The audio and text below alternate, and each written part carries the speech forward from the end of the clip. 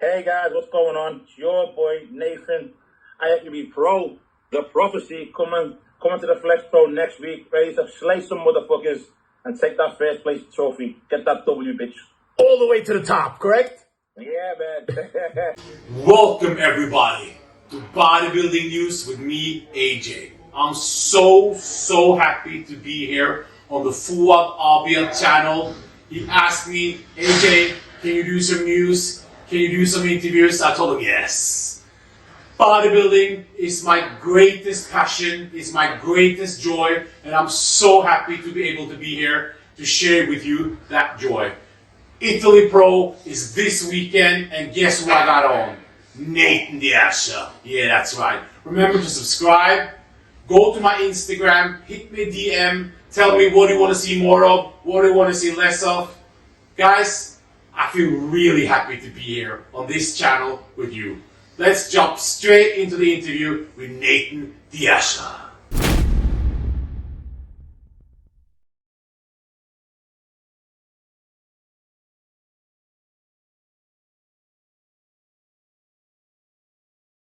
Welcome everyone. And we got one of the biggest stars in the whole world. You don't call it a comeback, correct, Nathan? That's it, bro. Don't call it a comeback, bro, because I was never gone. It was never gone. Nathan the Asha, first of all, tremendous content out on your channel. You're putting a lot of content out there. Is that hard while you're prepping to have so much content out for the fans? Nah, bro. It's just something I believed I need to start doing. Getting more onto the YouTube side and stuff, and showing people bodybuilding and obviously the life outside bodybuilding and things that I just do in general. Rather than do it all on Instagram. Why not make a small documentary about it? Put your trials and tribulations on there. We see a lot of heavy training in the Prophecy gym, correct? How's the gym going? Yeah. Gym's good, bro. Gym's good. It's busy. We're now in the process of opening the second gym. Should be open sometime in January, February, we're hoping. So we're in the process now of just buying machinery and refining things with the architects and designers and stuff. Where will that be? It's still in the UK. Still in the UK. We don't want to tell nobody right now. We want to just open up, surprise other gym owners. 9 pro shows wins, the most pro show wins of any European bodybuilder. Could be also in the world, I'm not sure, but the only active pro with 9 pro wins in Europe. New York Pro, Cali Pro, Arnold Classic UK champ. What's your favorite win, Nathan? If you can only choose one. I'd say between the New York Pro and the Cali. Why?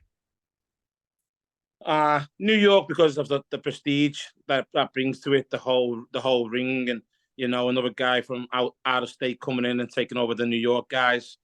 The look I bought was something different, and then the California the week later, I believe, was again different look, totally different look. I love the shows that Tamer and the guys do out there. Obviously, it was a show that I believe I should have won prior to that, but Steve beat me. So it holds something dear to my heart, and I just thought that them 2 shows, they were not say they were the best put on 2 shows, but they were there, and I was well looked after, well received. So for me, it's right now it's them 2. We are talking now about Italy. It's called Flex Pro, I believe. Flex Pro, yeah. Guys at home in America, the biggest show was probably the Texas Pro with Hunter and Andrew Jack. But this show, Nathan the Asha, Regan Grimes, Blessing Avadibu, Andrea Munsi. This is going to be one hell. Theo. Nathan, this is going to be the show of the season, Nathan. Yeah, man. We hoped it would be. We thought it would be anyway prior to before everything got on, because a lot of the guys aren't competing or competed a little bit earlier. So, I wanted to go in there hoping that good Vito was going there as well. that was part of my reason picking the end of the year shows, go against guys like himself. So, you know, it's a good show. I won it 2 years ago. I liked it. It was awesome, you know. So I want to go back and regain what's mine. We got one hell of a show. You changed your approach a little bit. You're no longer working with the Oxygen Gym. You're with Boss Outlaw, correct? Yeah, that's correct. I'm with Stefan now. Yeah. What happened? Not what happened. That doesn't matter. But when did you change? And what's the difference working with him? Was nothing changed really. Basically, you know, I was obviously injured in 2022, twice severely. People thought that, you know, I couldn't come back from that. People basically, you know, just fobbed me off and didn't give me the time of day. How did that so feel? Good.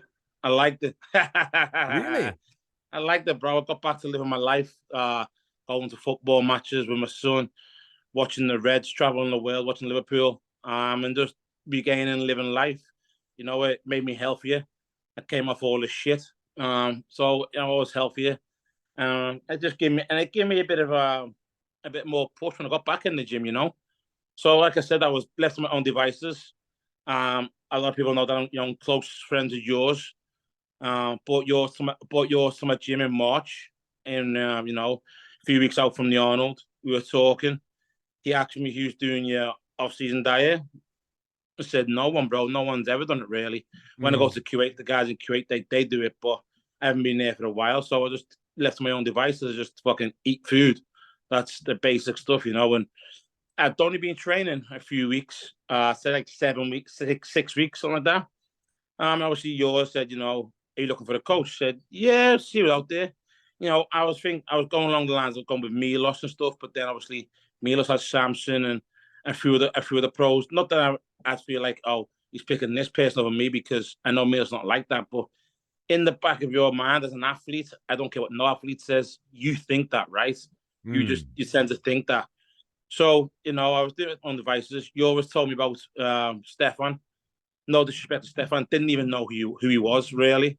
A lot of people know I don't follow the sport that in depth and all the coaches and stuff, and you know, so I done my research on Stefan. You know, started following him, realized I'd seen him before and knew who he was through Jordan Peters and stuff. So you know, I followed him, and then I basically reached out and said to him, you know, bro, like I haven't got a coach. This was like April, something like that, maybe May. So it's fairly new, you know. Yeah. And I said, look, he's like, look, you know, you working with anyone? I said, no. I was with Oxygen guys, and he said, look, I don't want to step on no one's feet or nothing. Which the guys, you know, he's a nice guy. He's honest, you know. I said, I just want I want a bit of help, really, you know, a bit of guidance. So he helped me. And then from there, you know, obviously a lot of people see me getting bigger very, very quick. We reached with Stefan, I reached 303 pounds, which for me is my heaviest ever.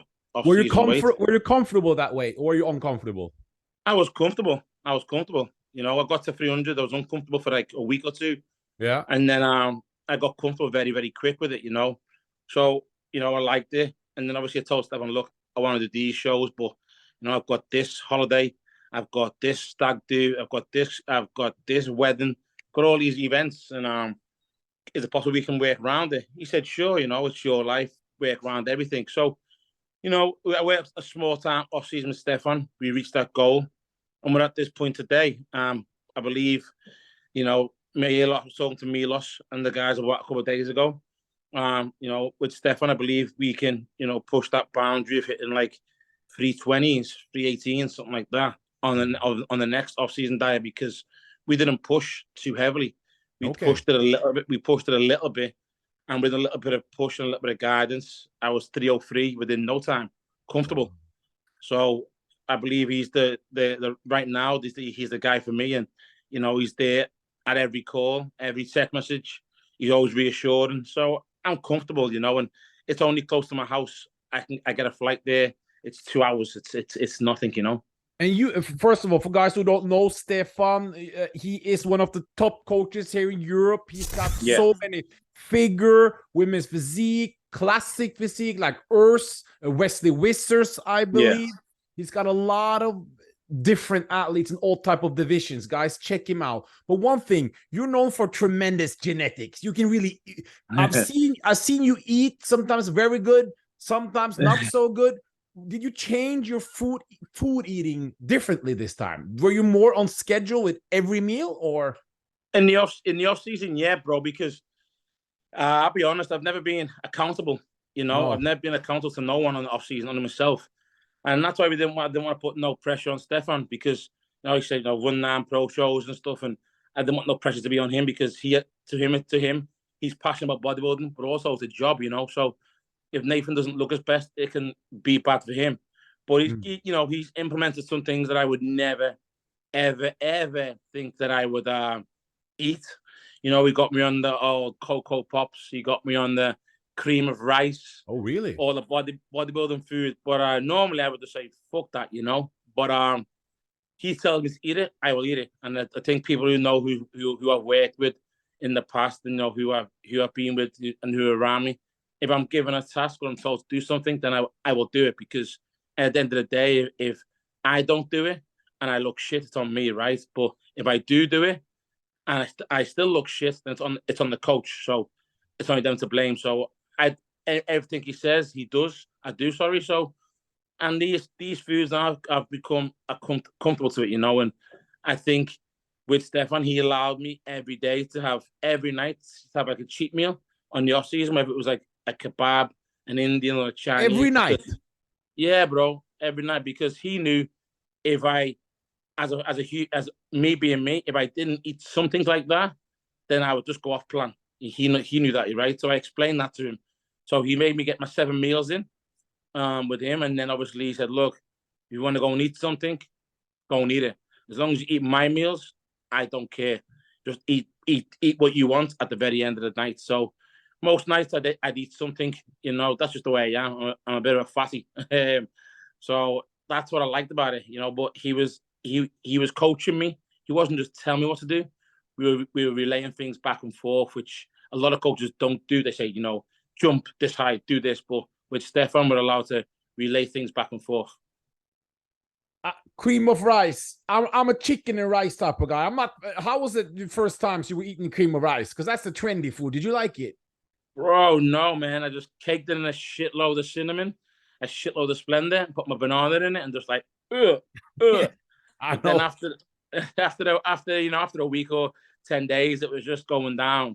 But now now, man, cream of rice, and some of that skinny sauce is the business, bro. Because he's dragging me through my paces. You guys can probably see by my face, right? Like, yes, he's pulling me through my paces, bro. Like, I've not suffered this hard since my amateur days. I'm suffering, but I'm smiling, because I'm seeing the changes every day. No, people see changes every 2 days. We're checking them with Stefan every 12 hours. And bro, wow. I'm seeing the changes every day. I'm seeing it. The scales are coming down every day. The conditions are going in every day. The detail in the quads are going thicker. You can put a fingernail in my quad separation. It's going deeper. My abdominals for the first time are thick. Normally, I'd be the first to say I have not like the shittest abdominals, but they're normally quite firm on my stomach. But now they're bulging, right? And the obliques are there. Don't know how they cheap obliques, but the obliques are there. And for me, I'm happy, bro. So it was the right choice. And, thanks Stefan and yours for helping me out. When you're saying you're suffering like never before, what is it? The diet, the cardio? In what way? The cardio. To be honest, bro, like, he's just quit cardio today, right? And I'm heartbroken. I'm not doing cardio in the morning, right? Like, yeah. I'm up every day at 5 a.m. to 5:30, like, do cardio. My day's planned around cardio. Now I've got no cardio. I'm like, I'm gonna eat my first meal at 6 and then work my day around it. And it got to a point to where I was doing 30 minutes cardio, and I said to Stefan, like, 30 minutes is shit, bro. I'm bored. I'm not feeling nothing. Can I do 40? He said, if you want to do 40, do 40. So I do 40 because I just got bored personally. But the diet as well. The diet changes every day. It changes every day. I check in the morning. Wow. I check in the morning at like 7:30, and then I'll check in after gym, roughly around 6:30. And then he might say, we can go harder. And he'll say, give me 5 minutes. Next minute, boom, I get a spreadsheet straight away. Diet's changed. And he'll be like, how are you feeling? How's the energy? Good, man. And he goes, can you push? I say, fuck, bro. Like, I was a kid born hungry, right? I had no food in my stomach. I was born hungry. I can suffer, right? And he goes, okay, you want to suffer? Fuck it, then let's suffer. We can push more. Takes 2 carb meals away. Wow. How is your... Well, yeah, keep going. Yeah. Yeah, man. So we're suffering, but it's a good suffering, How much are you sleeping each night? Are you able to sleep at all? I'm not really. I'm pissing a lot. I'm not the biggest sleep anyway. Even on the off season, I probably go to bed at 1 p.m. and I'm normally up around 5, 6 latest. I don't like sleeping really. My man says I sleep and I'm dead, right? So I like to wake up early and then get my shit done for the day early when everyone else is sleeping, and get my shit done, and then come 9, 10, my day's finished, I'm over, and then I can just do what I need to do, relax, work in the gym, all the things, and plan all the ventures. This show, Nathan, it's no secret. It's Nathan the Asha versus Regan Grimes is what people have been talking about. Regan also took a break. I think he qualified for the 2022 Olympia. He didn't do it because he needed to make improvements. When you're training or you're thinking about a show, are you thinking at all, I want to beat Regan, or like, I wonder how Regan is looking, or is it purely focused on you and you going for the win? Or is there any type of like, is Regan at all in your mind at all? No, bro, because I have no reason to be in my mind. I train for me. I compete for me. I'm probably in his mind, right? Like everyone else's, because you don't see me commenting and talking shit, right? I'm probably in their mind because I'm the one to beat, right? So I just do me. End of the day, if I'm my best, I'm my best, right? And if I win, I win. If he beats me, congratulations. But it's gonna be hard to beat me. And that's what I'm saying, bro. Like, it's gonna be very hard to beat me. I'm gonna make sure of it. I want to make sure that these guys online who are talking shit, that, don't get me wrong, bro. I screen record all these people trying to give me shit, even in the sport. So, if that day comes next week and I beat Regan, be reassured, bro. I'm popping up on them Instagram pages, and I'm putting my eyes emojis there, looking, seeing who's talking shit, because they all talk shit, right? And when you see Nathan's pictures I'm posting, the videos I posted from like a week or 2 weeks before, and the photos I posting from like a fucking iPhone 8 or iPhone 9. No special camera, no edits, no fucking, no fonts or shit. It's just raw, under shit lighting. So when you see me under the lighting and you put a bit of tan on my black ass, then it's game time, bro. Yeah, this is it's gonna be one crazy show. This is like a real obviously, respect to all the other guys. There's many other guys going in, but people are really fascinated about the Regan versus Nathan. In your career now, Nathan, most of us, when you started, we had Nathan the Asha as the potential Mr. Olympia winner, especially in 2016, 17. Then different reasons for you couldn't travel, injury, the COVID situation. What's this? You're going to win Italy. If it doesn't happen, you have Spain, you have France. You're going for all 3 wins. You win it. Will we be able to go to America? And are you ready for the Olympia? We want to see Nathan the Asha in America in the top 5, Nathan. The UK fans, the worldwide fans, Nathan. It's not this. It's been hard, Nathan, without seeing you at the Olympia stage. Thank you, bro. I had my tribulations and shit, and my misfortunes. But it's the end of the day, bro. We get put down, we get back up again. That's what makes us stronger. But if I qualify this year, touch wood, I'm more than likely going to qualify. Then yeah, bro, this year I I will be there. I'll be attending for sure. Like I said, I've got a few things to adhere to, and I believe that I can give it a good go. That's the main reason, It's about where you think you can stand, and I believe I can stand with the best of them right now. Most experts who watch bodybuilding closely all have you in the potential to be a top threat at Olympia, but it would also just be nice to see you there with your family. And like, it's been 2017, correct? 17, yeah. Has it been hard at times to watch the Olympia when you're one of the best, or how's your feeling? The first time is hard, bro. I'm not gonna lie. I was dieted and I couldn't get on the plane and shit. The first time is hard, and then after that, it's like anything, It is.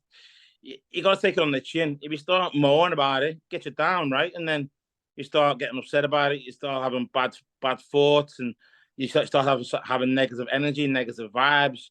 It comes through to the house. It comes for you as a person, and it resonates on other people. So I got used to it.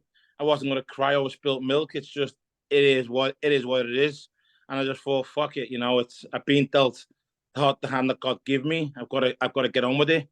And now I get a chance to go. Fuck it. Why not go? Because who knows what's around the corner? You could go this year. I could go this year. I'll be going hopefully. And then next year they could turn around and say to me again, no, you're not going next year. So when you're being granted the opportunity to go, now I've got to take it to some guys can be like, I need a year off because I'm not big enough, not competitive enough. For me, I've got to take it regardless of if I'm competitive enough, if I'm not big enough, because I don't know what's around the corner. I don't know if this could be my last time or many more times after that, because the way the world works, bro. Things can happen. Things can be taken away from you for no reason. People's minds get changed. So I got to go there. I'm gonna go enjoy it, and see where it fall, basically. Last couple of questions. I see your face is so lean. How much are you weighing right now? Right now we're like 261. 261. Yeah. How much more do you? That's hard to say, but you are pretty. Are you you're stage ready about now? Correct. I was being stage ready in about 2 weeks, 10 days. Yeah. Stefan wants to drag me a bit more. He reckons the weight we're on now is the weight will be on stage, roughly. But if you know Stefan and you look at his Instagram page, the guy's a fucking shredded, right? He wants to make it undeniable because he sees what people are saying as well. So he wants to make it undeniable. He's like, we can keep pushing. And that's 261, after cardio, sweating and shit, and sunbed and tanning and all that bollocks. So for me, this is my heaviest I've ever been. Heaviest, and this is your heaviest you ever been. And what about condition wise? Is this one of your best conditions 1 week out? I'm sharper than I've ever been on stage, bro. Sharper than I've ever been on stage. Yeah, I'm sharper the than I've ever been on stage. And the sharpest you ever been in your 1 week before the show. And being trained with Amph Bales and stuff, and if you speak to Amph, bro, ask Amph, I'm flat as fuck, right? I know I'm physically flat, but Amph says, bro, you're full of shit. Like you're full as a house. But I'm like, bro, I'm flat. Like I'm on 2 carb meals a day. I'm physically flat. So I think if this is the look that I've got when I'm flat, then it's going to be a different look that you guys get when I'm bursting full and the muscles bursting through the skin and shit. So it's my heaviest. It's my best I've ever been. I'll send you a little video, but don't post it. Okay. I'll send you a little peek, bro. Like, good. I feel quietly confident, right? Like Regan's my boy. He's a good friend. He's my teammate. But on that stage, it's every man for himself.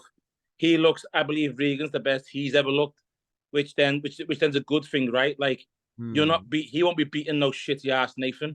No. I won't be beating no shitty ass Regan.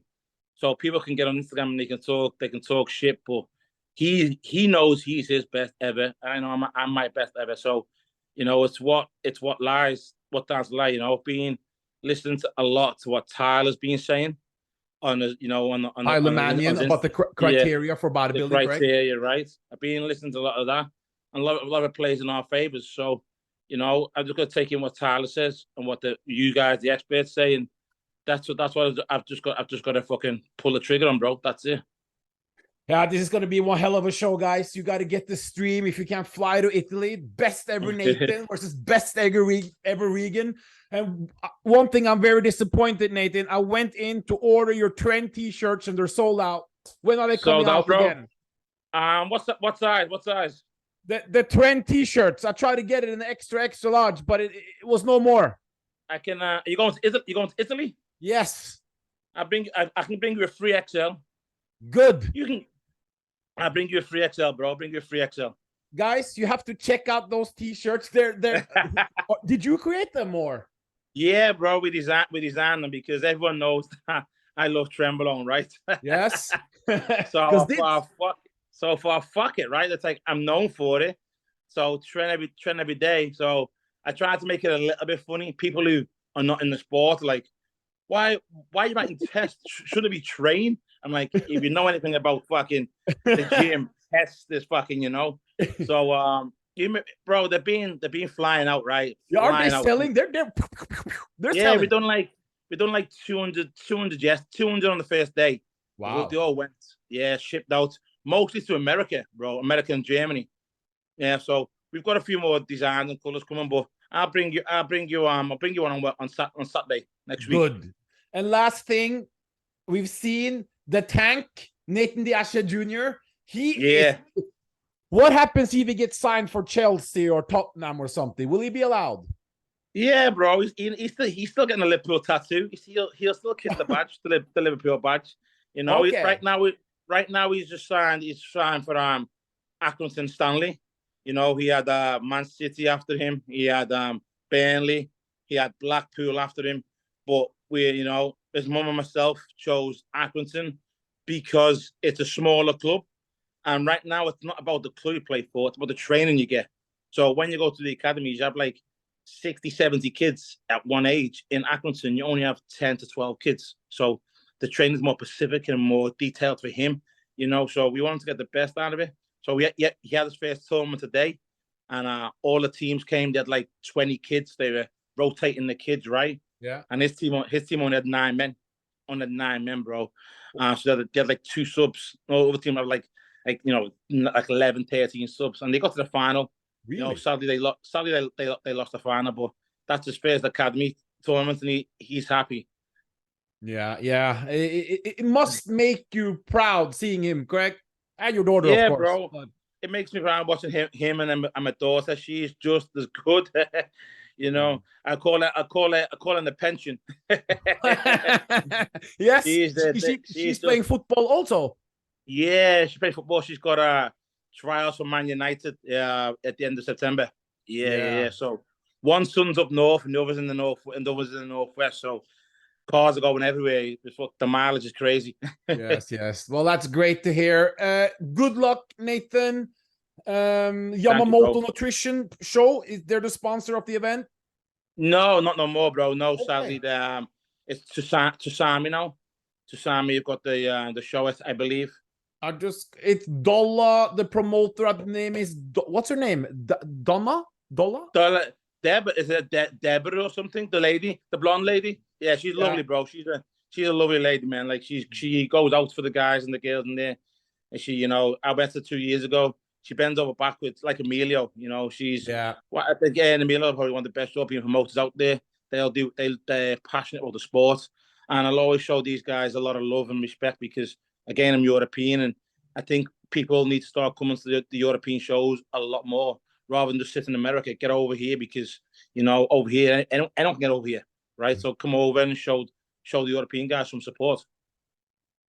Thank you very much for your time, Nathan, and I'll see you in Italy. See you in Italy, bro.